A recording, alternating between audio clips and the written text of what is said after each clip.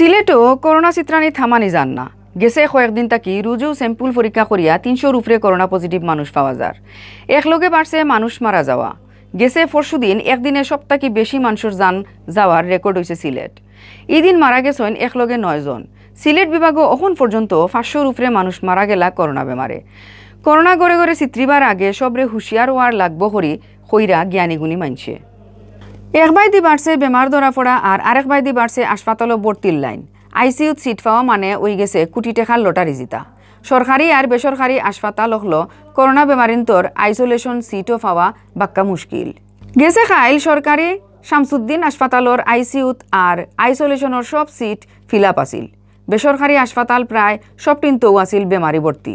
এর লাগে সারাদিন বহুতে বেমারি লইয়া এক হাসপাতাল থেকে আরেক হাসপাতালও চক্কর দিছেন, কিন্তু কোনোখানো ভর্তি করাইতা পারছেন না।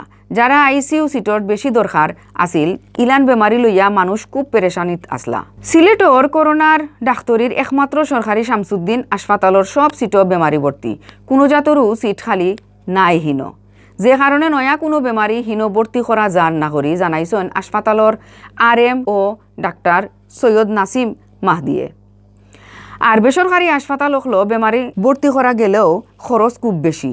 এর বাদে ওই তার সিট পাওয়া খুব কষ্ট হয়ে গেছে। খালি সিলেট নাই, সারা দেশেও করোনায় অবস্থা খারাপ করে লাইছে। করোনা চিত্রানি আটকাইবার লাগি সরকারে 2 সপ্তাহ শক্ত লকডাউন দিছেন। এর বাদেও মানুষরে গড় রাখা যান না। বহুত মানুষ বেদরকারে গড় তাকি বারইরা, মাস্ক না ফিন্দিয়া আড্ডা আর চক্কর দিরা।